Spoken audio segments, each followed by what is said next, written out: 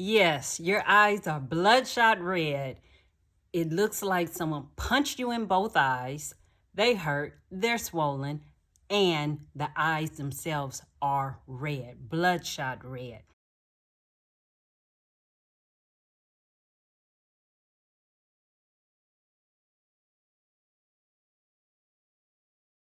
So I would suggest that again you invest in whitewash cloths. I used gauze at first, but what happened with me with the gauze is that after a week or so, the gauze was just a little too harsh.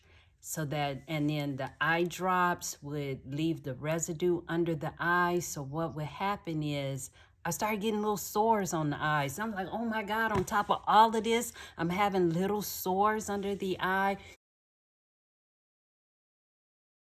So what I started doing was using a tiny little smidge of Vaseline, just a tiny pinch, and I'd put it under the eye, right under the eyelashes and right over the eyelashes, so that if eye drops, roll out, or if that, that drainage is coming out your eyes and it's not burning and it's not tearing away of the skin underneath my eyes. So that's something that I had to do.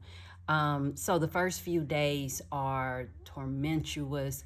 All I wanted to do was just sleep. I wanted to sleep, take my medicine. I wanted to eat. Fortunately, I had a support system, so food was readily available, because standing in the kitchen and cooking and washing dishes, that just was not, it wasn't something that I wanted to do.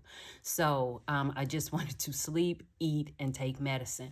Another thing that I did was, before my surgery, I invested in a couple audiobooks. And I love murder mysteries. So I listened to a couple audiobooks during that time, because just sitting up watching TV wasn't necessarily the most enjoyable experience, because it then starts making my head hurt and stuff. So first 2 days, sleeping, dimly lit rooms, and finally the trip to the doctor's office. So the trip to the doctor's office, one of my friends picked me up. We went to the doctor's office, went to see the surgeon, and she was just thrilled with the outcome of the surgery. She said all the other stuff that I was experiencing, it would, subside. It'll start getting better over time. The stitches in the eyes will eventually dissolve, and the swelling and the redness will all go away. So I was like, okay, I feel better about that. So from there, I would say something else that you should invest in is a cooling iPad. Eye mask, a cooling eye mask. I got it online from Amazon for $10. $10. And because icing on my face, it just wasn't comfortable. It was irritating. It wasn't comfortable at all. So because of that, I wouldn't ice. So I did find the cooling ice pack. You put it in the refrigerator for about 20 minutes, and then you just put it on. I wouldn't use the strap because I didn't want that pressure on my eyes, but I would just lay on my back and just lay it over my face. Oh, it is incredible. I love this. This was the best thing I could have ever purchased. So $10 for a cooling pack. Alrighty. Another thing that I would suggest, and that is get your rest. Get your rest. Get your rest. I know that a lot of young people will have this surgery and then they'll just go right back out to doing what they're doing and stuff. I am against that on all, whatever it is.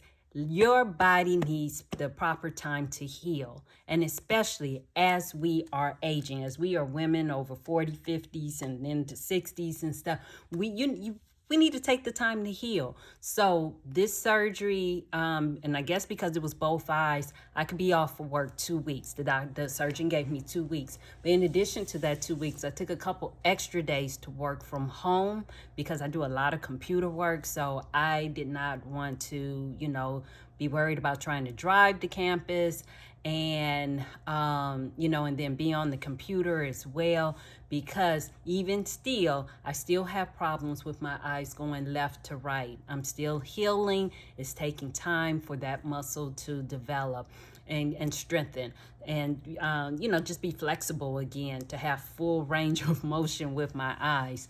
So with that, all that to say, now that it's over, I'm 4 weeks into healing, and I'm happy that I had the surgery.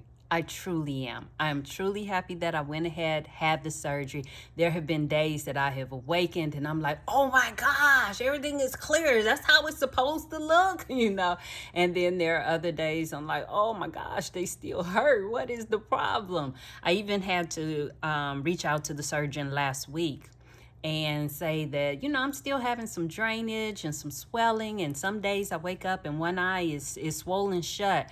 So they ordered some more eye drops for me. So I started taking those, and I'm going to stop probably in one more day because it's a prednisone. So it is causing my blood pressure to elevate a little bit. Another one of the hazards of, aging.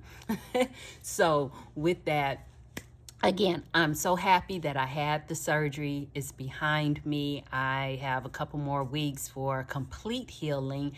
And but I just wanted to put some information out there, because when I was looking at the videos, there was so many young, beautiful people who were having surgery, and things are just different. When you are 40, 50, 60 years old, things are different. Your body functions differently. So I wanted to put something out there for us more mature women who are doing our best to age gracefully and elegantly, and to, just provide some things that you should be aware of before you have strabismus surgery. So if that's your next journey, I wish you well. I wish you well. The first few days are tormentuous, but after that, it's just aggravating. It's annoying. The eyes, itch, and you want to rub them, but then you don't. I promise you, you will not even have the desire to rub them. They just feel like they need to be rubbed.